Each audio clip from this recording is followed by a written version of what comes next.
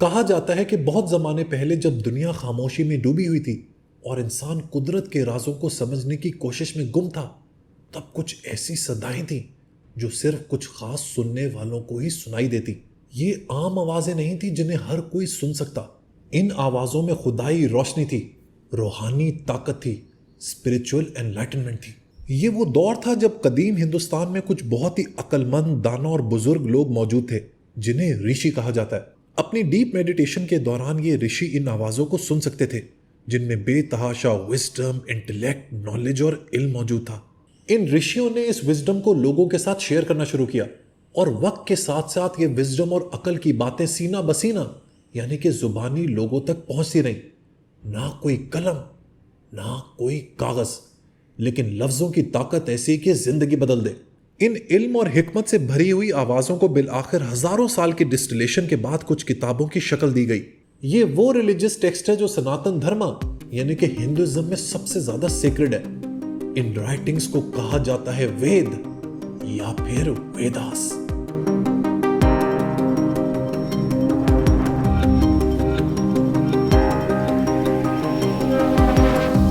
वेद तो दोस्तों इतने पुराने हैं दैट दे प्रीडेट हिंदुइज्म, यानी कि वो हिंदुइज्म से भी पहले के हैं।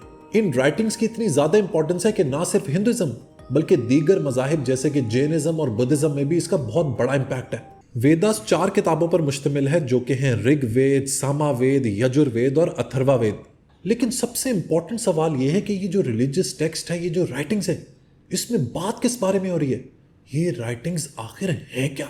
देखिए, वेदास की जो सबसे जबरदस्त बात है ना, वो ये कि ये इंसानी एग्जिस्टेंस के जो कुछ फंडामेंटल क्वेश्चंस है ना, उनका जवाब देने की कोशिश करती है। जैसे कि मैं कौन हूं, रियलिटी क्या है, सफरिंग क्या है, खुशी किसको कहते हैं और मरने के बाद क्या होगा।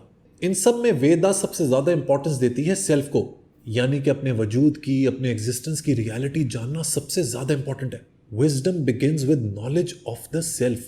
इंटरेस्टिंगली संस्कृत जबान में वेदास का मतलब ही नॉलेज है। ब्रॉडली स्पीकिंग वेदास 2 तरह की नॉलेज में इंटरेस्टेड है, जिसमें पहला है धर्मा, जो इंसान को यह सिखाता है कि जीना कैसे है, और जो दूसरी नॉलेज है वो है नॉलेज ऑफ द सेल्फ, जिसे वेदास आत्मा कहती है। आत्मा ही वो चीज है जो इंसान को इन्फिनिट से कनेक्ट करती है, यूनिवर्स यानी ब्रह्मांड से कनेक्ट करती है, अल्टीमेट रियलिटी यानी ब्रह्मन से जोड़ती है। वेदास के मुताबिक self of the individual and self of the universe are identical. आत्मा ही इंसान को जॉय और विजडम देती है, और अगर आपको ये विजडम हासिल करना है तो आपको आत्मा को अलाइन करना पड़ेगा अल्टीमेट रियलिटी के साथ। वेदास इंसान को सिखाती है कि अगर आपने अपनी आत्मा को पहचानना है ना, तो आपको सेल्फ डिस्कवरी करनी पड़ेगी, सेल्फ रिफ्लेक्शन करनी पड़ेगी, अपने अंदर झांकना होगा। क्योंकि जिंदगी के झमेलों में इंसान भूल जाता है कि उसकी ट्रू नेचर, ट्रू सेल्फ क्या है। लेकिन अगर इसी जिंदगी के अंदर वो अपनी आत्मा को पहचान जाए तो वो हर उस ख्वाहिश से आजाद हो जाता है जो उसे कैद किए हुए है और जो उसे संसारा के चक्र में फंसाए हुए है। वेदास में एक बड़ी जबरदस्त कहानी है जो इसी कॉन्सेप्ट के बारे में है और जो इंसान को एक बहुत ही अहम सबक देती है। ये कहानी है एक बादशाह की जो एक शीशे का महल बनाता है। ये जो शीशे का महल था ना, इसके कोर्टयार्ड यानी कि सहन के अंदर बादशाह ने एक बहुत ही नायाब और खूबसूरत गुलाब का फूल रख दिया। इस फूल का रिफ्लेक्शन पूरे महल में जो शीशे थे ना, उन पे पड़ता था। एक दिन बादशाह ने यह किया कि उसने एक कबूतर को महल में छोड़ दिया। कबूतर को वो गुलाब का फूल बहुत पसंद आया और उसने उस फूल की तलाश शुरू कर दी। दिन गुजर गए, हफ्ते गुजर गए, लेकिन वो उस फूल को नहीं लोकेट कर पाया। जब कोशिश करता किसी शीशे में जाकर अपना सर मार देता। बिल आखिर हफ्तों की मेहनत के बाद उसे लगने लगा कि ये एक बेकार एक्टिविटी है, ये एक फ्यूटाइल एक्टिविटी है, ये फ्लावर, ये रोज दरअसल एग्जिस्ट ही नहीं करता। बिल आखिर वो दिल बर्दाश्ता हो गया, डिसअपॉइंटेड हो गया। उसने सोच लिया कि अब वो इस गुलाब की तलाश नहीं करेगा। उसने अपने परों को फड़फड़ाना छोड़ा और जमीन पर आकर बैठ गया। लेकिन मजे की बात देखें कि वो गुलाब जिसे वो हफ्तों तलाश कर रहा था, जब उसने अपनी सारी एफर्ट्स को एक्सपायर कर दिया, उसने सारी अपनी कोशिशें खत्म कर दी और जमीन पर आकर बैठा, तो उसके साथ ही वो गुलाब पड़ा था। दोस्तों, इस कहानी में बहुत बड़ा सबक है। ना ये कहानी इस गुलाब की है और ना उस कबूतर की। ये कहानी हमें ये सिखाती है that you find Joy when you stop looking for it outside of your self. यानी कि आपको जिंदगी में खुशी तब मिलती है जब आप उसको बाहर ढूंढने की बजाय अपने अंदर ढूंढते हैं। वाह, क्या कमाल कॉन्सेप्ट है। वेदास के मुताबिक इंसान की जो हैप्पीनेस है, उसकी जो खुशी है ना, वो उसी के वजूद के अंदर छुपी बैठी है। You are your happiness. इसी कॉन्सेप्ट से रिलेटेड भगवत गीता में लिखा है कि a person who is happy has achieve the self, यानी कि वो शख्स जिसने अपने आप को पहचान लिया, अपनी आइडेंटिटी को हासिल कर लिया, दरअसल खुशी वो ही एंजॉय करता है। इंसान ना इस कबूतर की तरह खुशी को इस दुनिया में तलाश कर रहा होता है। उसे लगता है कि वो ज्यादा पैसे कमाएगा, ज्यादा बड़ा घर लेगा, महंगी घड़ी लेगा, अच्छी गाड़ी लेगा, इन्हीं चीजों से उसको ज्यादा खुशी मिलेगी। लेकिन ऐसा कुछ नहीं होता। All of these are illusions. सारी उम्र इंसान इन चीजों, इन ख्वाहिशों के पीछे भागता रहता है, लेकिन बिलाखिर जब उसे हासिल कर लेता है और अपनी मुट्ठी खोल के देखता है तो उसके अंदर हैप्पीनेस यानी खुशी तो मौजूद ही नहीं होती। वेदास हमें सिखाती है कि ट्रू हैप्पीनेस इंसान के अंदर मौजूद है और उसके लिए एक कॉन्सेप्ट यूज करती है जिसे कहते हैं Ananda. Ananda is basically the inner Joy of the true self. Ananda को कोई एक्सटर्नल प्लेजर, किसी ऑब्जेक्ट की जरूरत नहीं। आनंदा एक ऐसी स्टेज है जिसमें इंसान की कोई ख्वाहिश नहीं होती। वो अपने आप से, अपने वजूद की रियलिटी से खुश होता है। He is not seeking any worldly pleasures, he is content simply to be. ठीक उसी कबूतर की तरह जब उसने बिलाखिर डिसाइड कर लिया कि इस तरह की एफर्ट बेमानी है और वो जमीन पर आकर बैठ गया। लिहाजा दोस्तों, इसमें पहला सबक जो वेदास हमें देती है वो ये कि अगर आप खुशी की तलाश में है ना, तो इस तलाश को छोड़ दें। जैसे ही आप ये तलाश छोड़ेंगे, खुशी आपके पैरों में आ गिरेगी। अब एक और इंटरेस्टिंग टॉपिक के बारे में बात करते हैं जिसके बारे में वेदास बहुत बात करती है, और वो है हमारी एग्जिस्टेंस के हवाले से। वेदास के मुताबिक एग्जिस्टेंस के दो लेवल्स हैं। पहला है वो लेवल जिसमें इंसान अपनी जिंदगी इस दुनिया के बाकी लोगों से शेयर करता है। इसको कहते हैं जगत। ये जगत ना तो अच्छा है ना तो बुरा। Neither it causes Joy nor misery, it just is. लेकिन अजीब सी बात है, मैं आपसे कह रहा हूं कि जगत ना अच्छा है ना बुरा, ना इसमें जॉय है ना मिजरी, लेकिन दुनिया में तो हमें हर तरह की खुशी और गम मिलता है। इसमें हर तरह की सफरिंग है। तो ये सब कहां से आता है? इस कमाल के सवाल का क्या ही लाइफ चेंजिंग आंसर दिया है वेदास ने। सिंपली पुट, ये जॉय, ये मिजरी, ये दुख, ये दर्द, ये सैडनेस, ये फ्रस्ट्रेशन, ये खुशी, ये जगत हमारे लिए नहीं बल्कि हम लोग खुद अपने लिए क्रिएट करते हैं। देखिए दोस्तों, जगत हमारे लिए वैसा ही होता है जैसे हम लोग खुद होते हैं। जैसे हमारे बिलीव्स हैं, जैसे हमारे होप्स हैं, जैसे हमारी उम्मीदें हैं, जैसे हमारे स्टैंडर्ड्स हैं, जगत हमें वैसा ही नजर आता है। इसी को एग्जिस्टेंस का दूसरा लेवल कहते हैं जिसे कहा जाता है संसारा। जब जगत हमारे इन स्टैंडर्ड्स पर पूरा नहीं उतरता तो हमें दुख होता है, we feel sorrow and sadness. लेकिन यह हमारी बहुत बड़ी मिस्टेक है कि हम चाहते हैं कि जगत में वही हो जैसा हम चाहते हैं, लेकिन ऐसा होता नहीं है दोस्तों। जब आप चीजों को वैसा ही एक्सेप्ट कर लें जैसी वो हैं, तो आपकी जिंदगी से हर तरह की सैडनेस, हर तरह की सॉरो, हर तरह का दुख दर्द गायब हो जाता है। सो यहां पर इंपॉर्टेंट मैसेज ये है कि सफरिंग इज अ चॉइस। ये माय डियर बुक बडीज इस वीडियो की सबसे गहरी और $1 मिलियन बात है। आपका दुख दर्द, आपकी सॉरो, आपकी सफरिंग आपकी अपनी चॉइस है। इस दुनिया में 8 अरब लोग हैं और हर बंदे की अपनी सब्जेक्टिव अंडरस्टैंडिंग है कि ये दुनिया कैसी है। यानी कि हर शख्स का अलग संसार है। किसी एक शख्स के लिए जो चीज अच्छी है वो दूसरे के लिए बुरी हो सकती है। It all depends on how you see the world. इसकी मिसाल आप यूं समझें कि 2 लोग हैं, उन दोनों लोगों की नौकरी चली गई। एक शख्स बहुत परेशान होता है कि अब मेरे फ्यूचर का क्या होगा, मेरा खर्चा कैसे चलेगा, मैं अपने करियर को आगे कैसे बढ़ाऊंगा, what will the future hold. जबकि दूसरा शख्स हालांकि सेम इकोनॉमिक सर्कमस्टांसेस में है, लेकिन वो इसको एक अपॉर्चुनिटी समझता है। उसे लगता है कि वो बहुत अरसे से एक जॉब के अंदर फंसा हुआ था और ये जो जॉब चली गई है ये दरअसल उसके लिए एक मौका, एक अपॉर्चुनिटी है to take the next big leap. अब आप देखें, इन दोनों लोगों का ना अलग अलग संसार है। पहले वाले का संसारा उसे परेशान कर रहा है, डिप्रेस कर रहा है, जबकि दूसरे शख्स का संसारा उसे मोटिवेट कर रहा है to do something big and great in life. पहला वाला शख्स इसी फीलिंग को लेकर एक स्पाइरल ऑफ सफरिंग में चला जाता है, जबकि दूसरा शख्स इस इंसिडेंट को अपने लिए एक टिपिंग पॉइंट समझकर जिंदगी में आगे बढ़ जाता है। वेदास कहती है कि ये जो संसार है ना, ये एक स्टेट ऑफ हिप्नोसिस की तरह है, जिसमें एक दफा अगर बंदा फंस गया तो वो फिर इसी के अंदर घूमता चला जाता है। और इस स्पाइरल से निकलने का एक ही तरीका है टू सी जगत ऑन इट्स ओन टर्म्स। जगत आपके सामने कैसी भी सिचुएशन, कैसा भी चैलेंज प्रेजेंट करे, आपका जो रिस्पॉन्स है ना, वो डिसाइड करेगा कि आपकी जिंदगी कैसे गुजरती है। आगे बढ़े तो वेदास माइंड और सफरिंग का कनेक्शन भी बताती है। उसका कहना है कि हमारा जो जहन है ना, उसी के अंदर ख्वाहिश बनती है, और ये जो हमारी ख्वाहिशात है ना, यही हमारे दुख की जड़ है। Our desire is the root of unhappiness. लेकिन दोस्तों हम लोग तो इंसान हैं, हर इंसान के अंदर ख्वाहिशात पैदा होती हैं, अलग अलग डिजायर्स होती हैं। किसी को फेम चाहिए, किसी को फॉर्च्यून चाहिए, किसी को सेक्स चाहिए, किसी को बहुत ज़्यादा पैसा चाहिए, किसी को बड़ी कोठी चाहिए, किसी को बड़ी गाड़ी चाहिए।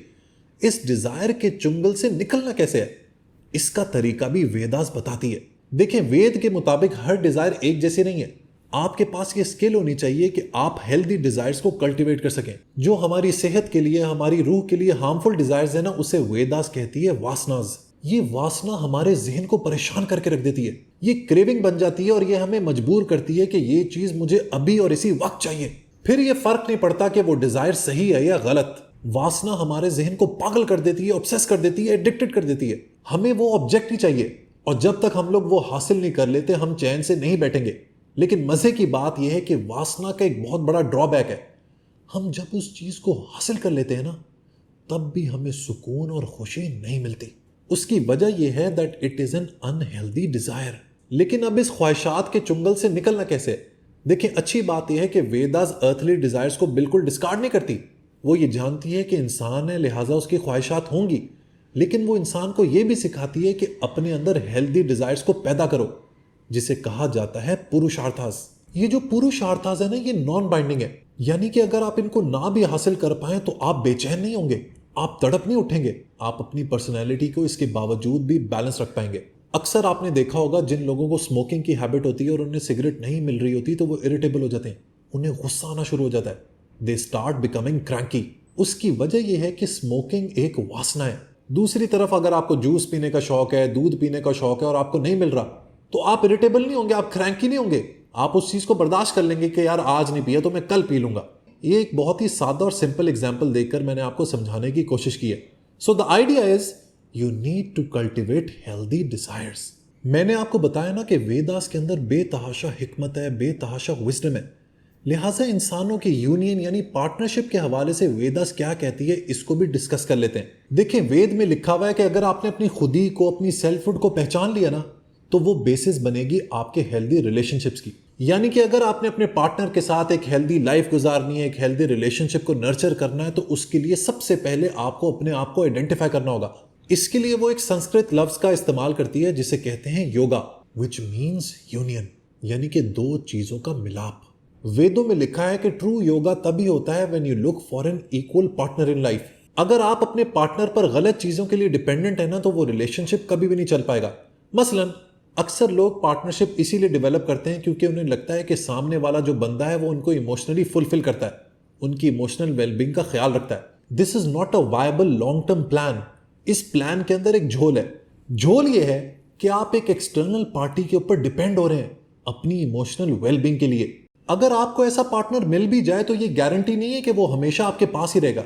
और याद रखें दोस्तों के रिलेशनशिप्स ना हर वक्त एक जैसे नहीं होते, दे आर ट्रांजिएंट। वो क्रेस्ट और ट्रफ्स के अंदर मूव करते हैं। लिहाजा अगर आप किसी और शख्स के ऊपर डिपेंडेंट हो जाएंगे ना, तो this will become a weakness for you. लिहाजा अब आपने करना यह है कि आपने अपनी वेलबींग की, अपने हैप्पीनेस की, अपनी खुशी की जिम्मेदारी अपने कंधों पर लेनी है। और इससे वेदास कहती है वेयोगा। वेयोगा का मतलब है सेपरेशन। दरअसल इसका मतलब है अपने आप को इमोशनली डिटैच कर लेना। और इसका बहुत ही गहरा ताल्लुक है योगा से, यानी कि यूनियन से। इनफैक्ट वेदास ये कहती है कि अगर आपने योगा तक पहुंचना है ना, तो पहले वेयोगा को स्ट्राइव करें। और वेयोगा तब तक आप हासिल नहीं कर सकते as long as you do not identify your true self. एक दफा जब आपने अपनी आइडेंटिटी को, अपनी सेल्फहुड को तलाश कर लिया, तो आप वेयोगा अचीव कर लेंगे। उसके बाद आपके लिए योगा भी आसान हो जाएगा। ऐसा करने के लिए आप अपने आप से सवाल कर सकते हैं, who am I, what are my values, what are my goals, what's the purpose of my existence. मेरी जिंदगी में कौन से इश्यूज निगोशिएबल हैं और कौन से नॉन निगोशिएबल हैं। इन सब सवालों के जवाब आपको अपनी सेल्फ डिस्कवरी में मदद करेंगे। And once you do that, your life and relationships will significantly improve. वेदों में लिखा है कि अपने आप को पाने के लिए, सेल्फ आइडेंटिफिकेशन के लिए, सेल्फ डिस्कवरी के लिए एक बेहतरीन टेक्निक है जिसे कहा जाता है मेडिटेशन। अब मेडिटेशन में ना दो स्कूल ऑफ थॉट हैं। एक स्कूल ऑफ थॉट कहता है कि मेडिटेशन के दौरान अपने जहन को बिल्कुल शांत कर लें, कोई भी आउटसाइड थॉट आपके अंदर नहीं आनी चाहिए। लेकिन जो दूसरा स्कूल ऑफ थॉट है वो इंटरेस्टिंग है। वो कहता है कि सारी थॉट्स को ब्लॉक ना करें, बल्कि इन थॉट्स के कंटेंट को चेंज कर दें। उपनिषद में लिखा है कि we become what we believe, यानी कि हम लोग वही बनते हैं जिसके ऊपर हम ईमान रखते हैं, यकीन रखते हैं। ये भी एक कमाल का आइडिया है जिसे वेस्ट की सेल्फ हेल्प इंडस्ट्री ने बहुत रगड़ा है, लेकिन उपनिषद ने आज से हजारों साल पहले इसके बारे में बता दिया था। देखिए दोस्तों, हमारी जो सोच है ना, वही हमारी रियलिटी बनती है। अगर मैं सोचूंगा कि मैं बुज़दिल हूं, मैं काहिल हूं, मैं जिंदगी में कुछ भी अचीव नहीं कर सकता, तो मेरे साथ जिंदगी में वैसा ही होगा। लेकिन अगर मेरा इस बात पर ईमान है, मेरा बिलीफ है कि मेरे जैसा कोई नहीं, I will achieve something great in life, मैं जिंदगी में कुछ बड़ा अचीव करके ही रहूंगा, मुझे किसी से कोई डर नहीं, मुझे अपनी एबिलिटीज के ऊपर, कॉम्पिटेंसी के ऊपर पूरा कॉन्फिडेंस है, तो मेरे साथ यही होगा। Remember, thoughts become things. लिहाजा अगर मेडिटेशन के दौरान भी आपको यह लगता है कि आप किसी चीज से डरते हैं, आपको डर लगता है, आप परेशान हैं, तो वही सोच आपकी रियलिटी बन जाएगी। लेकिन अगर इसी मेडिटेशन के दौरान अगर आप कंटेंट को चेंज कर दें और अपने आप को सिखाना शुरू कर दें that you are the best, तो वाकई में there are chances that you will become the best. लेकिन यहां पर सवाल यह बनता है कि भाई बुक बड़ी, आप हमें फिलोसॉफिकल बातें बताते रहते हैं, बड़ी बड़ी बातें कर रहे हैं कि वेदास में ये लिखा है, उपनिषद में ये लिखा है, सोक्रेटिस ने ये कहा, प्लेटो ने ये कहा, नीचे ने ये कहा। भाई हम इस मॉडर्न दुनिया का हिस्सा है, एक प्रैक्टिकल वर्ल्ड है, हमें बिजली का बिल देना होता है, गैस के बिल देने होते हैं, बच्चों की फीस देनी होती है। अगर हम हर वक्त मेडिटेशन करते रहेंगे तो जिंदगी को चलाएगा कौन? देखिए, आप सिर्फ मेडिटेशन के जरिए अपनी नेगेटिव थॉट्स को कंट्रोल नहीं कर सकते। There are many other techniques as well, जिनके बारे में वेदास बताती है। इस टेक्निक को कहा जाता है प्रतिपक्षा भावना, जिसका संस्कृत जबान में मतलब है ऑपोजिट इमोशन। ये आइडिया बहुत ही सिंपल है, जो ये कहता है कि जैसे ही आपको कोई नेगेटिव थॉट या नेगेटिव इमोशन आती है ना, उसी वक्त आपने डिलिबरेटली उसका ऑपोजिट इमोशन सोचना है। मसलन किसी एक शख्स को लेकर आपकी नेगेटिव फीलिंग है, आप हर वक्त उसे क्रिटिसाइज करते रहते हैं, उसी वक्त आपने उस शख्स की किसी पॉजिटिव क्वालिटी के बारे में सोचना है और कॉम्प्लीमेंट करना है। इसी तरह आपके जहन में दिन भर जो भी नेगेटिव आइडिया, जो भी नेगेटिव थॉट आती है ना, आपने फौरन उसी वक्त उसकी ऑपोजिट थॉट को सोचना शुरू करना है। हर दफा जब आप अपने नेगेटिव इमोशन को पॉजिटिव इमोशन में कन्वर्ट करेंगे ना, you will be moving to your higher self, और आहिस्ता आहिस्ता ये आपकी सेकंड नेचर बन जाएगी। और जिन नेगेटिव इमोशन से, जिन नेगेटिव आइडियाज से, थॉट से आप इतना परेशान है ना, आपकी हमेशा के लिए इन चीजों से जान छूट जाएगी। सो दोस्तों, चाहे वेदास हो, उपनिषद हो या भगवत गीता हो, ये जबरदस्त टेक्स्ट हैं जिनको पढ़कर आप अपने आप को समझ सकते हैं, जिंदगी की रियलिटी के बारे में जान सकते हैं। एज अ मुस्लिम मेरा सारे मुसलमानों के लिए मैसेज ये है कि जो बाकी मजाहिब का रिलीजियस टेक्स्ट है ना, उसको भी पढ़ा करें, हर चीज को डिस्कार्ड ना कर दिया करें, और ना सुपीरियरिटी कॉम्प्लेक्स के शिकार हों। इन लिटरेचर के अंदर, इन रिलीजियस टेक्स्ट के अंदर भी बहुत विजडम है, बहुत हिकमत छुपी हुई है, इनसे भी सीखा करें। बड़े दिल के बने। मुसलमान हमेशा बड़े दिल का होता है। हमें अपने सिवा कोई नजर ही नहीं आता, हमें लगता है कि हम ही हक पर हैं, हम ही सच पर हैं। याद रखें, ये एक नेगेटिव थॉट है, इसी से आपने बचना है, जिसके बारे में अभी मैंने आपको बताया है। पर्सनली अगर मैं आपको बताऊं तो सनातन धर्म यानी कि हिंदुइज्म के बारे में जो सबसे जबरदस्त बात मुझे लगती है ना, वो ये कि आपका रास्ता कोई भी हो सकता है। आप एक मुसलमान होकर भी एक हिंदू थॉट रख सकते हैं, आप एक एथीस्ट हो के भी हिंदू हो सकते हैं। इसमें कोई बंदिशें नहीं है, कोई रुकावट नहीं है। बिल आखिर सब इंसानों को अल्टीमेट रियलिटी तक ही पहुंचना है। वीडियो के आखिर में एक शेर अर्ज करूंगा गालिब का, जो मेरा पर्सनल फेवरेट है और जिसके अंदर एक बहुत ही गहरा मैसेज छुपा हुआ है। वफादारी बशर्त अस्तवारी असल ईमा है, मरे बुत खाने में तो काबे में गाड़ो ब्राह्मण को। वीडियो पसंद आई हो तो लाइक बटन जरूर प्रेस कीजिएगा। Until next time, goodbye.